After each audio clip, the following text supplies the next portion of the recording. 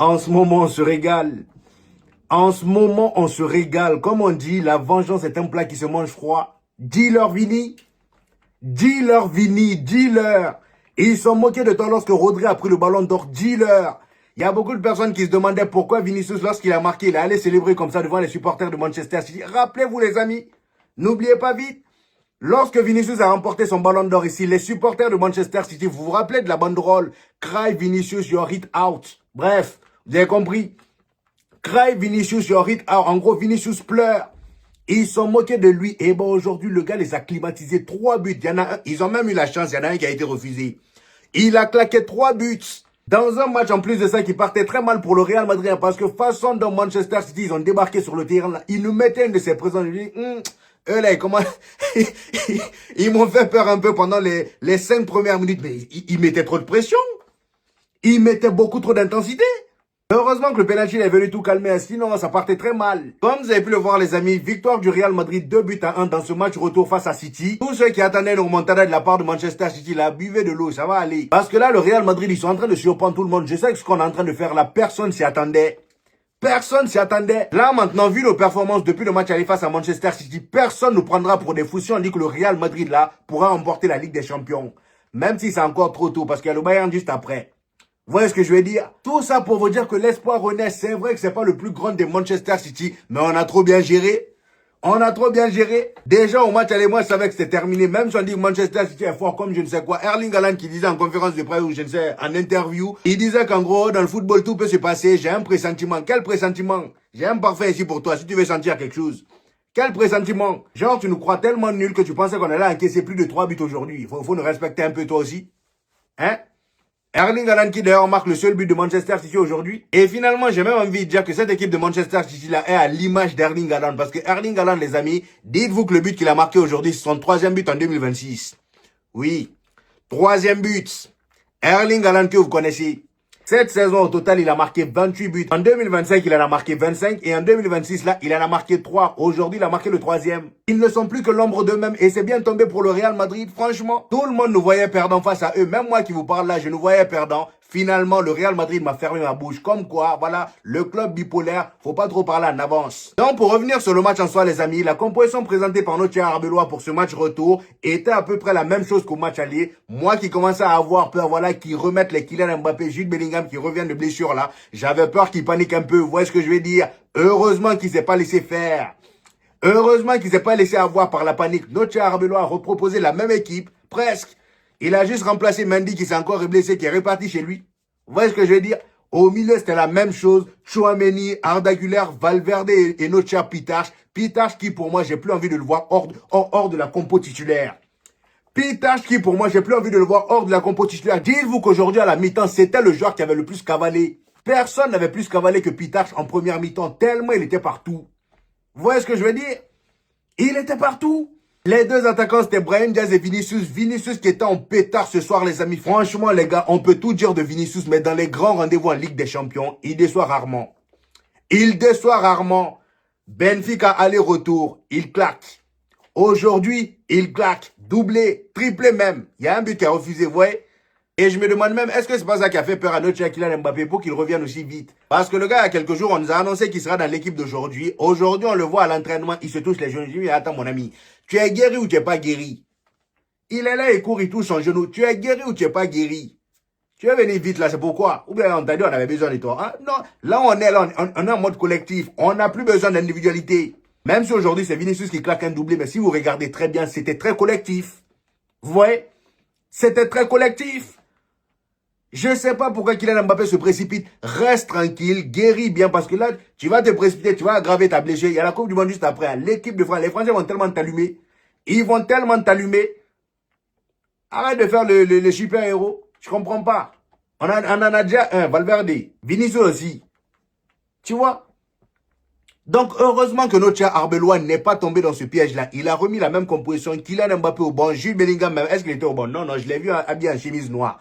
Je me dis, t'as mieux. Donc, comme je le disais au début, les amis, Manchester City aujourd'hui, ils sont venus dans une idéologie de tueur. Mettre la pression sur le Real Madrid, ne pas les laisser jouer. Et dès qu'ils avaient le ballon, ils n'étaient pas là à jouer à la baballe. C'était un jeu direct. Voilà, toutes les actions devaient se terminer par un tir. Étant donné qu'ils avaient quand même 3 buts à remonter, Ils avaient 3 buts à remonter. Donc, ça essayait de jouer en transition rapide. D'autant plus qu'il y avait Cherki aujourd'hui dans la composition. Notre cher Pep Guardiola a compris qu'il avait fait une erreur au match aller. Il a enlevé ses Semenyo aujourd'hui pour mettre Cherki. Et franchement, Cherki aujourd'hui, il a sorti un gros match. Malheureusement, le score n'a pas suivi. Donc, le match a commencé très fort. Dès la première minute, il y avait une grosse occasion pour le Real Madrid. Valverde tout seul face à Donnarumma. Je ne sais pas ce qui s'est passé. Peut-être que dans sa tête, il a trop marqué ces derniers temps. Il a donné le ballon à, comment il s'appelle, Donnarumma. Et il a donné le ballon à Donnarumma. Il était tout seul. J'ai pas compris. Vous voyez, Manchester City a repris le ballon. Ils sont allés s'installer dans notre camp. Et c'est dans leur temps fort, là, malheureusement pour eux, qu'il y a eu un penalty pour le Real Madrid. Voilà. Moi-même, je pensais qu'il y avait hors-jeu de base, hein, étant donné que l'arbitre de touche avait levé le drapeau. Vous voyez, finalement, je vois l'arbitre du milieu, là, qui part regarder la VAR. Il annule le hors-jeu et il siffle penalty. Bernard de Silva qui met son bras derrière. Lui aussi, il est trop con. Après, j'ai envie de dire, c'est un automatisme. Il n'a pas fait exprès. Vous voyez? Il n'a pas fait exprès. C'était le dernier défenseur, entre guillemets. Il avait les bras derrière lui et par réflexe, le ballon est venu et il a fait ça. Malheureusement pour lui, c'était le dernier défenseur. Il prend un carton rouge et un penalty pour le Real Madrid. Vinicius récupère le penalty. Contre-pied parfait. Aujourd'hui, il n'a pas tiré comme la dernière fois. Son saut mouton qu'il fait avant de tirer là. Aujourd'hui, il n'a pas tiré comme ça. Il a été simple, contre-pied parfait. Donnarumma est allé à gauche. Il a tiré à droite. But, 1-0. À partir de cet instant-là, je savais que c'était terminé. Je savais qu'on allait passer. Donc, j'étais là, pépère. Et même le match était devenu, voilà, mou. Je prenais plus plaisir. Je m'endormais même. Manchester City qui était à fond au début, là, ils ont baissé d'intensité. Je crois qu'ils ont eu un coup au moral, malheureusement. Moi qui m'apprêtais à passer une soirée vraiment de dingue. Finalement, l'arbitre en a décidé autrement. Moi, personnellement, je trouvais que c'était un peu sévère le carton rouge. Mais c'est les règles, les amis. Qu'est-ce que vous voulez? Bernard de Silva était le dernier défenseur. Qu'est-ce que vous voulez? C'est les règles. Ce qui est respectable avec cette équipe de Manchester City, c'est que malgré ce carton rouge-là, ils n'ont pas abandonné. Ils ont certes baissé d'intensité, mais ils ont quand même continué à y croire. Ils ont continué à y croire. Ça continue à jouer. Il y a même des phases où ils gardaient le ballon dans les pieds, comme s'ils n'étaient pas à 10. Comme si on jouait à 11 contre 11 et ils gardaient le ballon dans les pieds. Vous voyez ce que je veux dire? Franchement, c'est fort. Et moi, je pense même que s'ils n'avaient pas eu le carton rouge là, ça aurait été une toute autre histoire pour le Real Madrid. Façon dont ils ont commencé là, ça allait être tendu pour nous. Franchement.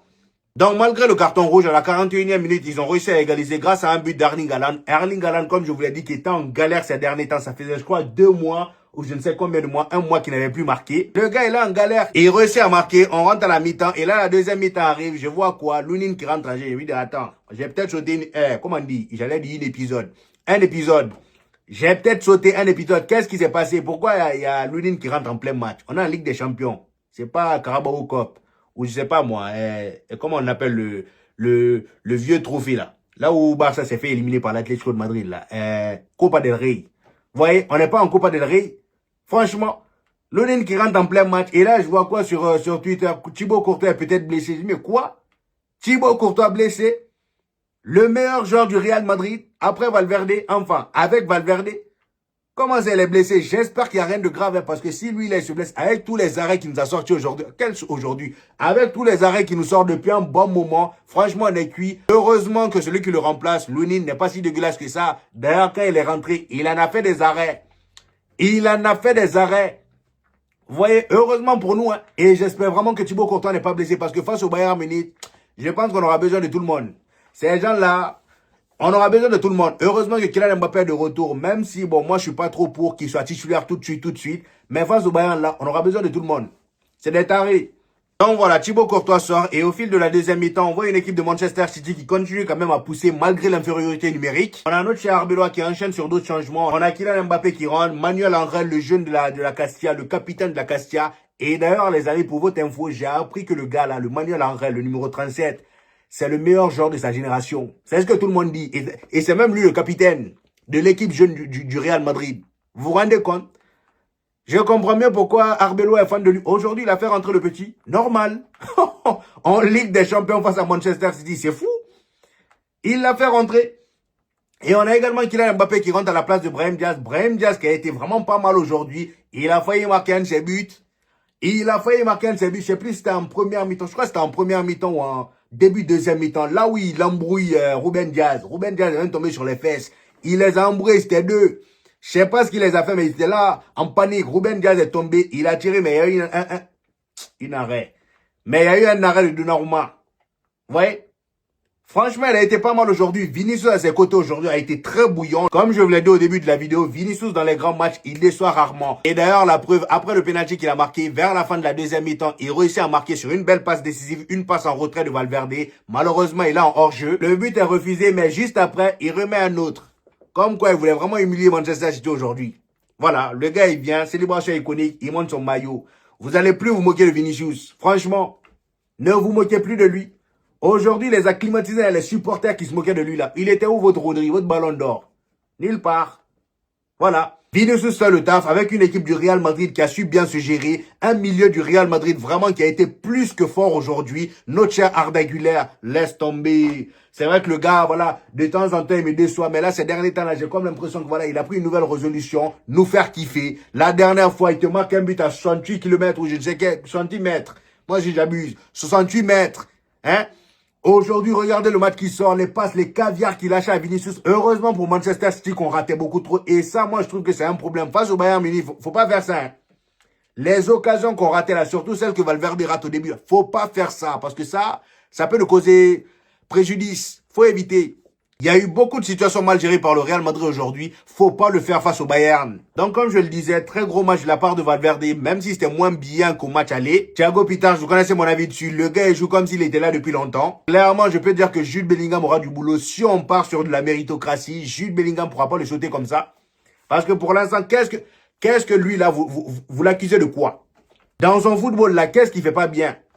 Franchement, dites-moi, qu'est-ce que Jude Bellingham fait que lui, il fait pas? Peut-être marquer des buts. C'est la seule chose que vous pourriez le reprocher. Mais pour sa défense, est-ce qu'on a vraiment besoin qu'il marque?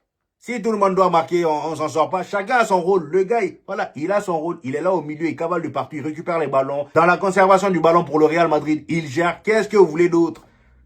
Valverde est déjà là pour marquer. Le rôle de Jude Bellingham, marquer des buts de temps en temps là. Valverde gère ça. Dans son rôle d'électron libre là, il peut même être mieux que Jude Bellingham. Franchement. Aurélien Tchouameni a encore un match de patron dans sa récupération. Aujourd'hui, il te fait même une passe décisive à notre cher Vinicius vers la fin. Sur le deuxième but de Vinicius, c'est lui qui fait le magnifique centre. Vinicius bien placé dans la surface. Il te place le ballon, but. Et comment parler de ce match, les amis, sans parler de notre défense? Franchement, on a été impeccable aussi. Ginhusen, rien à dire. Un match de patron lui aussi. C'est vrai que c'est des gens qu'on critique souvent, mais là, ces derniers temps-là, ils sont en train de se ressaisir. J'espère que l'arrivée des nouveaux là, les Mbappé, tout ça là, ils vont pas foutre la merde. Parce que là, tout le monde a l'air ouais, sérieux. Moi, ça me fait plaisir que ce soit en Liga ou en Ligue des Champions. Ils ont l'air vraiment à fond. C'est ce qu'on veut voir. J'espère vraiment que ça va durer parce que là, vous commencez à me régaler. Vous commencez à me régaler. Prochain arrêt, Bayern Munich, c'est nous les méchants. On va leur montrer. Franchement, j'ai même pas peur. Je mens. Mais je m'en fous. On va y aller quand même. On va y aller. Moi, j'ai confiance maintenant à mon Real Madrid. Bref, en tout cas, c'était très courageux de la part de Manchester City de nous défier encore une fois, une année de plus. Mais on se donne rendez-vous la saison prochaine. Étant donné que chaque année, on doit se rencontrer. Je sais pas pourquoi, mais on se donne rendez-vous. Vous voyez ce que je veux dire? Aujourd'hui, là, malheureusement pour vous, vous nous avez trop sous-estimé. Vous venez à un examen. Vous avez un match retour où on vous a tapé à l'aller 3-0. C'est vous, vous entraînez pas la veille. Et ils sont pas entraînés. Pep Guardiola a voulu faire le magicien, le tactique. Il s'est pas entraîné hier. On a demandé pourquoi. Il dit ils vont s'entraîner aujourd'hui avant le match. Donc toi, tu as examen. Hein, tu révises que 1 heure avant. Le même jour. Genre, tu sous-estimes tellement le sujet de l'examen que, ouais, toi, tu es prêt. Ça t'apprendra. Voilà, vu que c'est nous, on est facile là. Ça t'apprendra. N'importe quoi. Sous prétexte que ça a marché face à Dortmund. C'était l'argument des médias. Genre, ça a marché face à Dortmund. Ça pourrait peut-être marcher face au Real Madrid. C'est bien tenté, mais non. On t'a encore fouetté. Merci Vini. Bref, les amis, c'était tout pour aujourd'hui. J'espère que vous avez kiffé la vidéo. Dites-moi en commentaire ce que vous en avez pensé. J'hésiterai pas à vous répondre comme d'habitude. N'oubliez pas le petit pouce bleu qui fait toujours plaisir, les gars. Ça aide au référencement. Pour tous ceux qui viennent de découvrir cette chaîne, ici on fait des vidéos débriefs des matchs du FC Barcelone et du Real Madrid. Et quand il n'y a pas de match, on fait des vidéos d'actualité. Donc abonnez-vous pour ne rien rater. Et on se dit au prochain épisode, les gars. Peace!